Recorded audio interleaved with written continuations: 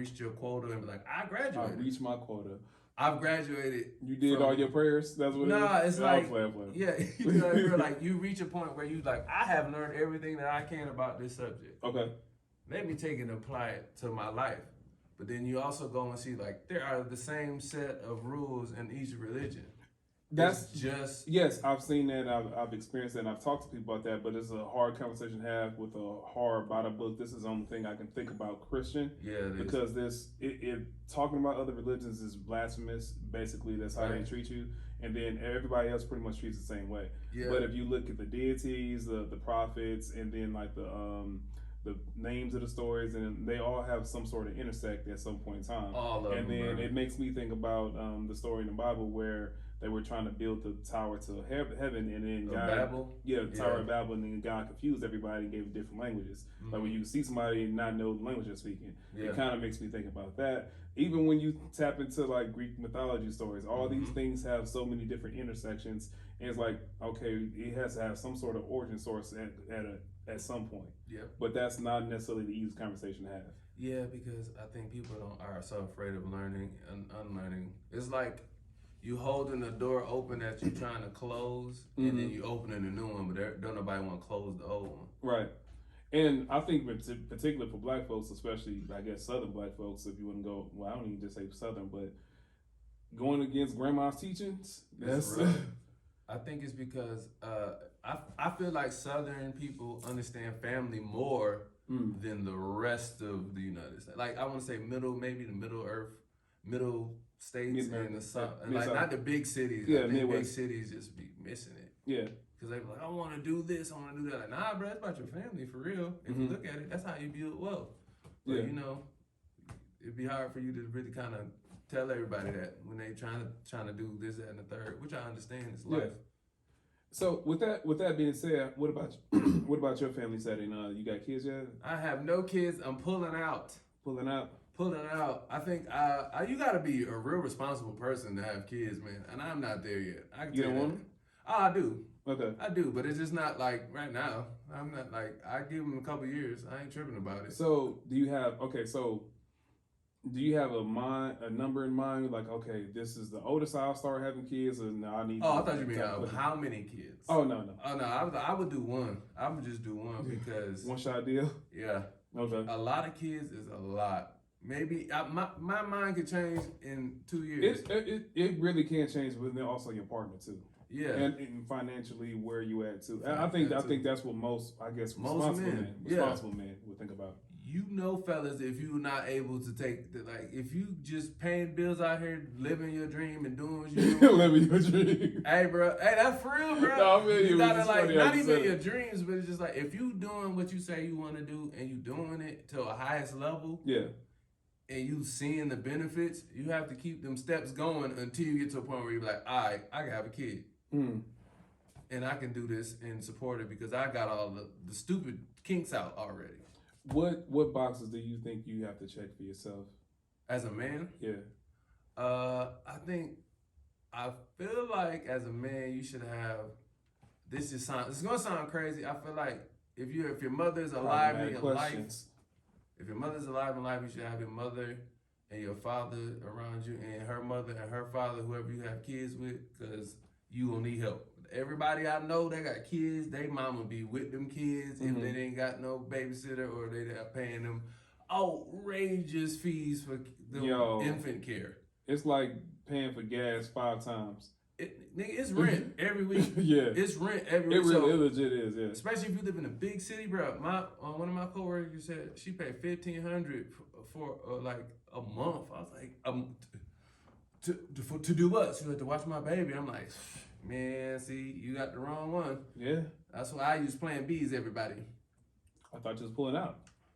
He pulled out and put a Plan B in? Sometimes you have moments of weakness. Like, I let a girl know if I'm about to have a weak moment. I'm going to disappoint us all today. Have you ever had a girl try to trap you?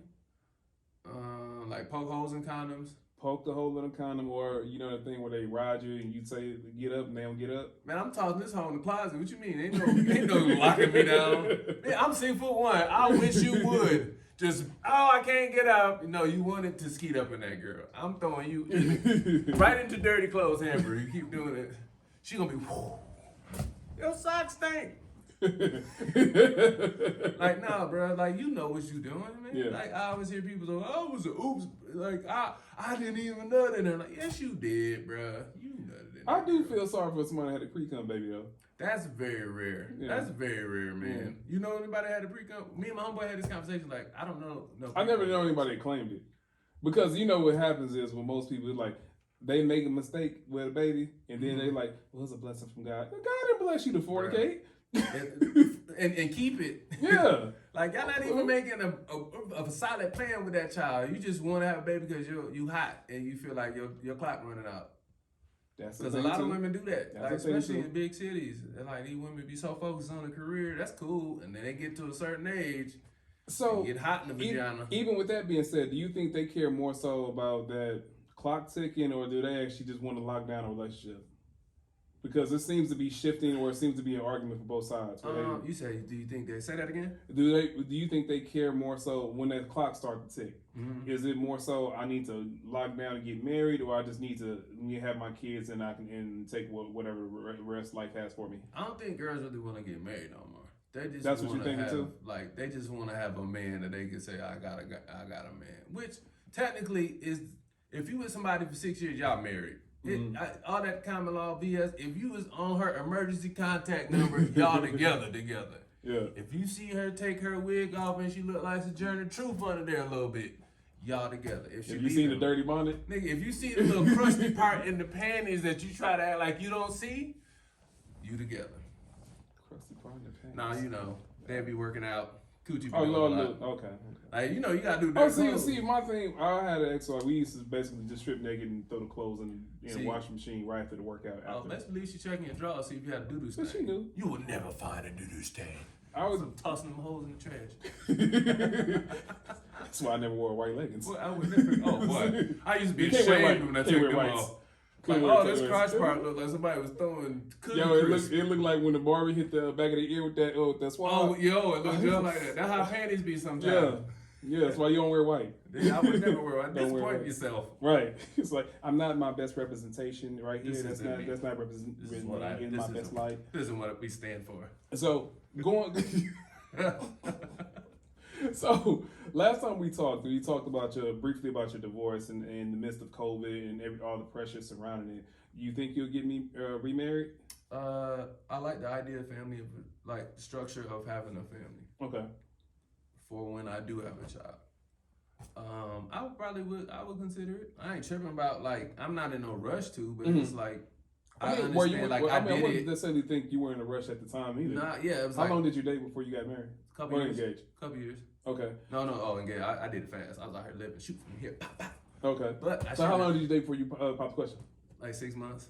So how long were you engaged before you got married? We were together for it might not be 6 months, bro. It happened so fast that I'm trying to think like damn. You made it through Christmas. You made it through Thanksgiving. I know I was married for 10 months. Okay. Before that, I don't remember. It could have been a year and a half too. Okay. After that, like a year and a half. And you came out the gate with the ring. I came out the gate. I was like, "You mean just everything ready?"